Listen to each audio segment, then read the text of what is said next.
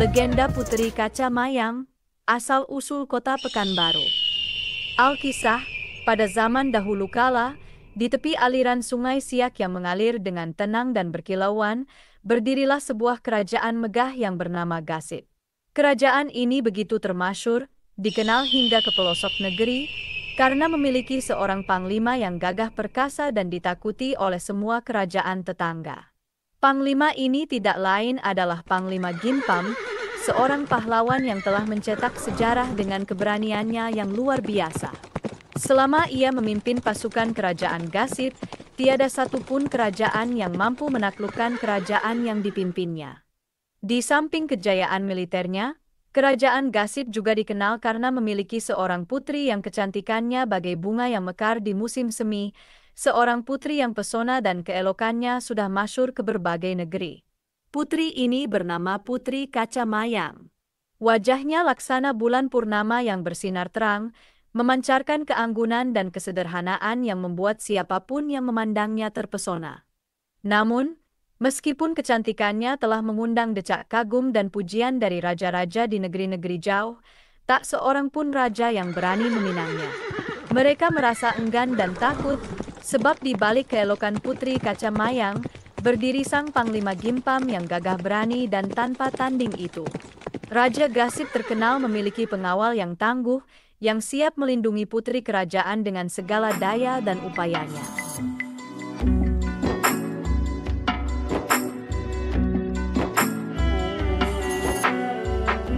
Pada suatu hari yang cerah di bawah langit biru, Raja Aceh, yang terkenal akan kekuasaannya, memutuskan untuk memberanikan diri dan meminang Putri Kaca Mayang. Ia mengutus dua panglimanya yang paling terpercaya dan berani untuk menyampaikan maksud pinangannya kepada Raja Gasib. Di sepanjang perjalanan menuju kerajaan Gasib, kedua panglima ini merenungi tugas berat yang diemban, penuh dengan harapan dan kekhawatiran. Setelah menempuh perjalanan jauh, mereka tiba di istana Raja Gasib yang megah. Dengan penuh hormat, mereka membungkukkan tubuh mereka di hadapan Raja Gasib yang duduk di atas tahta kerajaan, lalu mengutarakan maksud kedatangan mereka. "Ampun, Baginda, kami adalah utusan dari kerajaan Aceh. Tujuan kedatangan kami adalah untuk menyampaikan pinangan dari raja kami kepada Baginda," lapor salah satu utusan dengan suara yang tegas namun penuh penghormatan. "Benar, Baginda. Raja kami bermaksud meminang putri Baginda yang bernama Putri Kaca Mayang," tambah utusan yang satu lagi, seraya memberikan hormat. Raja Gasib mendengarkan dengan seksama, wajahnya tetap tenang dan penuh wibawa. Setelah sejenak terdiam, ia menjawab dengan suara yang dalam dan penuh keyakinan, "Maaf, utusan. Putriku belum bersedia untuk menikah. Sampaikan permohonan maaf kami kepada raja kalian." Kedua utusan itu merasa kecewa dan kesal, namun mereka tetap menunjukkan rasa hormat mereka kepada Raja Gasib. Mereka segera kembali ke Aceh dengan hati yang berat, memikirkan bagaimana mereka akan menyampaikan kabar buruk ini kepada raja mereka. Di istana Aceh, kedua utusan itu melaporkan penolakan Raja Gasib kepada Raja Aceh. Mendengar laporan itu, Raja Aceh merasakan kekecewaan yang mendalam dan merasa terhina. Amarahnya membara dan dengan suara yang menggelegar, ia memutuskan untuk mempersiapkan pasukannya dan menyerang kerajaan Gasib sebagai balasan atas penolakan yang memalukan itu.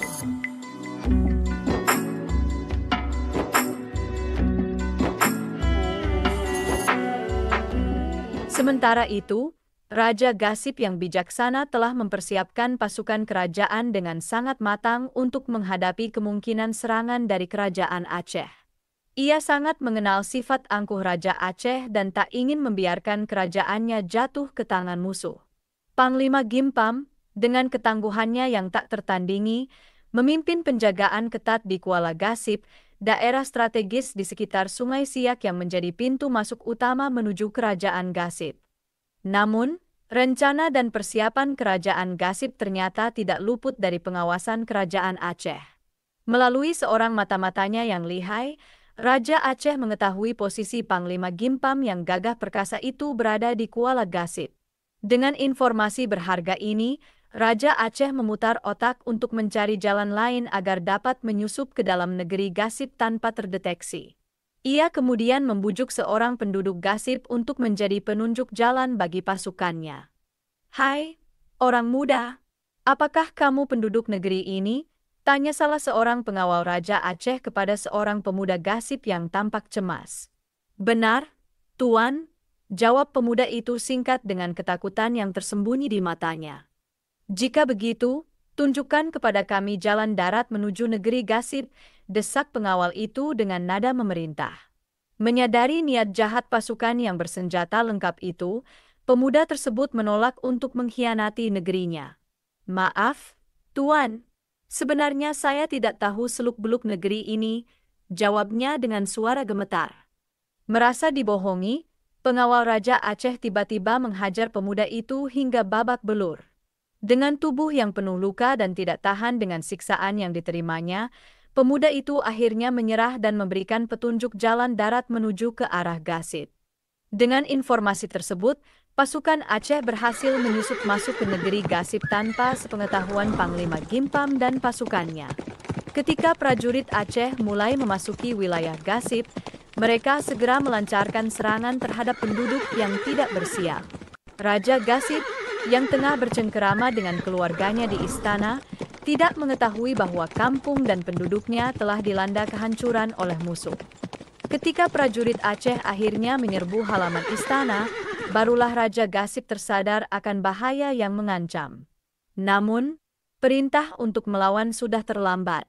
Para pengawal yang tidak sempat bersiap untuk perlawanan telah tewas di ujung rencong, senjata khas Aceh, yang dibawa oleh prajurit musuh. Dalam waktu singkat, istana berhasil dikuasai oleh prajurit Aceh. Raja Gasip hanya bisa menyaksikan dengan hati hancur saat para pengawalnya tewas satu persatu dibantai oleh musuh. Putri Kaca Mayang yang cantik jelita itu pun berhasil mereka bawa lari, menciptakan luka dalam di hati Raja Gasip dan rakyatnya.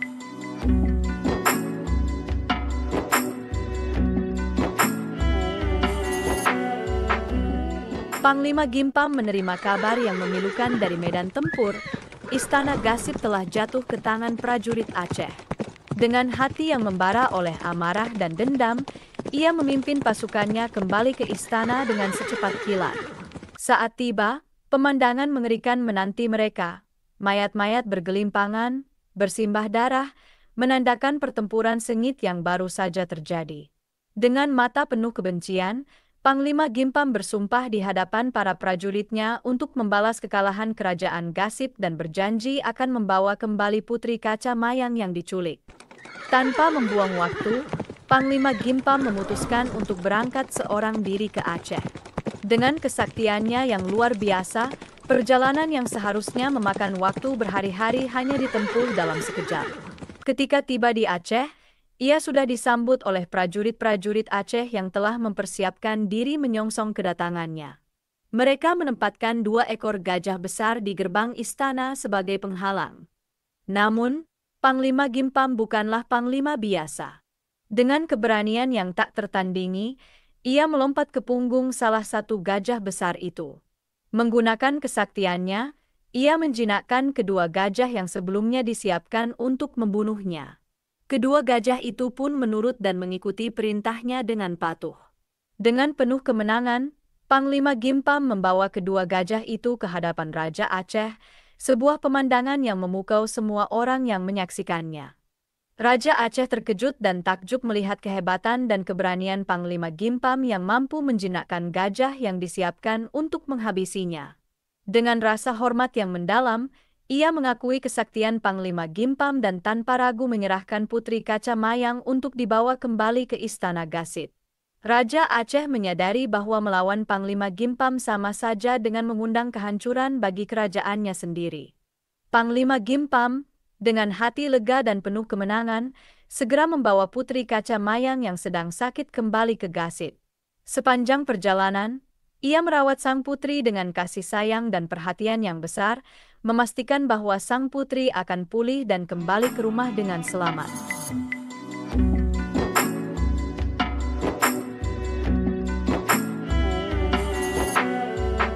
Dalam perjalanan pulang menuju Gasip, penyakit yang diderita Putri Kaca Mayang semakin parah. Angin kencang yang menerpa sepanjang perjalanan membuat sang putri kesulitan bernapas. Saat mereka mencapai Sungai Kuantan, Putri Kaca Mayang, dengan suara yang lemah, meminta Panglima Gimpam untuk berhenti sejenak.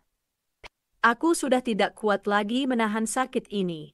Tolong sampaikan salam dan permohonan maafku kepada keluargaku di Istana Gasip, ucap sang putri dengan suara serak yang hampir tak terdengar. Belum sempat Panglima Gimpam berkata apa-apa, Putri Kaca Mayang menghembuskan napas terakhirnya.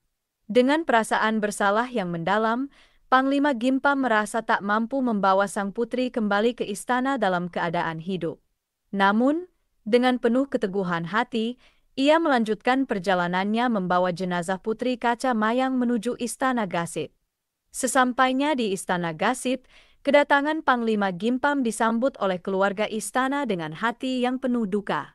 Seluruh istana dan penduduk negeri Gasip ikut berkabung atas kepergian Putri Kaca Mayang yang cantik jelita. Tanpa menunda waktu, jenazah Putri Kaca Mayang segera dimakamkan di Gasip. Kehilangan putri tercinta membuat Raja Gasip sangat sedih dan kesepian. Setiap hari, kesedihan yang dirasakan Raja Gasip semakin mendalam. Untuk mengatasi bayangan putri yang sangat dicintainya, Raja Gasip memutuskan untuk meninggalkan istana dan menyepi ke Gunung Ledang di Malaka. Untuk sementara waktu, pemerintahan kerajaan Gasip dipegang oleh Panglima Gimpam. Namun, tak berapa lama kemudian, Panglima Gimpam berniat untuk meninggalkan kerajaan itu. Kesetiaannya yang begitu besar membuat Panglima Gimpam tidak ingin menikmati kesenangan di atas kesedihan dan penderitaan orang lain. Ia pun tidak ingin mengambil milik orang lain walaupun kesempatan itu ada di depan matanya. Akhirnya, dengan kehendaknya sendiri, Panglima Gimpam meninggalkan Gasip dan membuka sebuah perkampungan baru yang dinamakan Pekanbaru. Hingga kini, nama itu digunakan sebagai nama ibu kota Provinsi Riau, yaitu Kota Pekanbaru. Makam Panglima Gimpam masih dapat kita saksikan di Hulu Sel, sekitar 20 km dari Kota Pekanbaru. Legenda tentang Panglima Gimpam dan Putri Kaca Mayang, sebuah kisah yang penuh dengan keberanian, kesetiaan, dan cinta yang abadi. Cerita ini terus diwariskan dari generasi ke generasi, memberikan inspirasi dan kebijaksanaan bagi mereka yang mendengarnya. Demikianlah kisah ini diceritakan, semoga dapat menghibur dan menambah wawasan, segala kebenaran detailnya, kita kembalikan kepada Allah, Tuhan pemilik kisah kehidupan.